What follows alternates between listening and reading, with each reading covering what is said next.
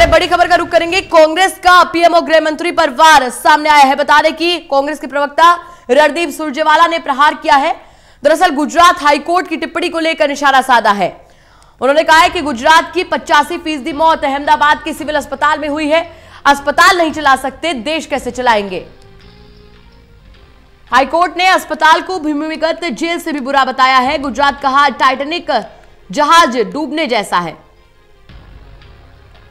तो एक बड़ा बयान दिया है रणदीप सुरजेवाला ने। उन्होंने साफ तौर पर कहा है कि अस्पताल नहीं चला सकते, देश कैसे चलाएंगे। गुजरात की तुलना यहां पर टाइटैनिक से भी की है रणदीप सुरजेवाला ने। बड़ी जानकारी इस वक्त की आपको बता रहे हैं।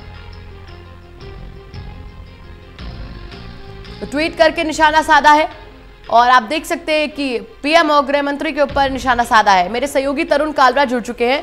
तरुण, जिस तरीके से यहाँ पर हम देख पा रहे हैं कि रणदीप सुरजेवाला ने निशाना साधा और ये कहा है कि अस्पताल नहीं चला सकते, देश कैसे चलाएंगे, आपको इसमें से राजनीति की बू नहीं आ रही? देखिए, जब देश क्राइसिस से गुजर रहा है और तरह तरह के आरोप लग रहे हैं, क्योंकि मामले बढ़ नहीं रहे हैं और लॉकडाउन के अंदर नरमी सरकार की तरफ से अलग अलग राज्यों की तरफ से बढ़ती जा रही है, ऐसे में लोगों की जब परेशानियां अपने चरम पर होती है तो विपक्ष को तो मौका मिलता ही है। और जब गुजरात के हाईकोर्ट के जस्टिस ही अगर सरकार की कार्यप्रणाली पर सवाल उठाएं तो विपक्ष को बैठे बिठाए एक राजनीतिक हथियार जरूर मिल जाएगा।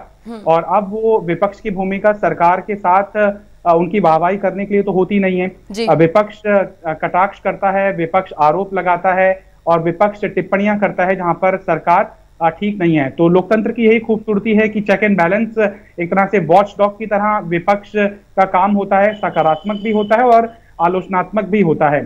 लिहाजा यहाँ पर गुजरात हाईकोर्ट के जस्टिस की टिप्पणी पर टिप्पणी की है कांग्रेस के मुख्य प्रवक्ता रणदीप सुरजेवाला ने, और किस तरह की तल्ख टिप्पणियां न्यायाधीशों की तरफ से वहां की व्यवस्था के ऊपर की जा रही हैं। वहां पर एक और ट्वीट किया है रणदीप सुरजेवाला ने, जहां पर एक समाचार पत्र की रिपोर्ट को आधार बनाते हुए स्कैम का भी आरोप लगाया है कि पहले वेंटिलेटर स्कैम हुआ और अब मास्क के ऊपर स्कैम किया जा रहा है। तो कहीं ना कहीं सरकार जहां पर बैकफुट पर है, सरकार की कमियां जहां पर उजागर हो रही हैं अलग अलग माध्यमों के हिसाब से, चाहे न्यायाधीशों की टिप्पणियां हो, चाहे फिर न्यूज़पेपर्स के खुलासे हों या फिर कुछ वीडियोस के जरिए, तो विपक्ष हर एक मुद्दे के ऊपर यहाँ पर आक्रामक होता हुआ दिखाई दे रहा है। और अब चूंकि लगातार मामले बढ़ रहे हैं, मृतकों की संख्या बढ़ रही है और लॉकडाउन के अंदर छूट दी जा रही है, और जो एक प्रमुख मांग थी कांग्रेस पार्टी की, मुख्य विपक्षी पार्टी होने के नाते, कि जो सबसे गरीब तबका है 13 करोड़ की जिनकी आबादी है, उन तक अगर न्याय स्कीम नहीं पहुंची तो डिमांड की साइकिल क्रिएट नहीं हो पाएगी और अर्थव्यवस्था पटरी पर नहीं आ पाएगी। तो अपनी इस मूल मांग को आधार बनाते हुए अन्य तरह तरह के मामलों पर विपक्ष की भूमिका निभाते हुए कांग्रेस सरकार की कार्यप्रणाली और जहां पर भी बीजेपी रूलिंग गवर्नमेंट है उनकी कार्यप्रणाली को कटघरे में खड़ा कर रही है। तरुण, एक बार आपसे पूरा अस्पताल का मामला भी जानना चाहेंगे कि आप दर्शकों को बताएं कि पूरा अस्पताल का मामला क्या है।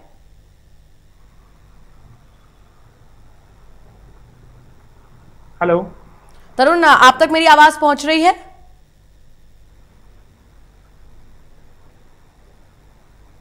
आपका प्रश्न थोड़ा बहुत जो मुझे समझ आ रहा है वो ये है कि अहमदाबाद के अंदर एक सिविल हॉस्पिटल है जो कि गवर्नमेंट हॉस्पिटल है, वहां पर जो मौत का आंकड़ा है वो अप्रत्याशित तौर पर सामने आ रहा है, जिससे कि न्यायाधीश गुजरात हाईकोर्ट के न्यायाधीशों को ये टिप्पणी करने पर मजबूर होना पड़ा है कि भूमिगत जो जेल है उससे भी हालात बदतर हैं ऐसे सरकारी अस्पताल के, और एक तरह से व्यवस्था इस चरम पर पहुंच चुकी है जैसे टाइटैनिक जहाज डूबने की कगार पर है।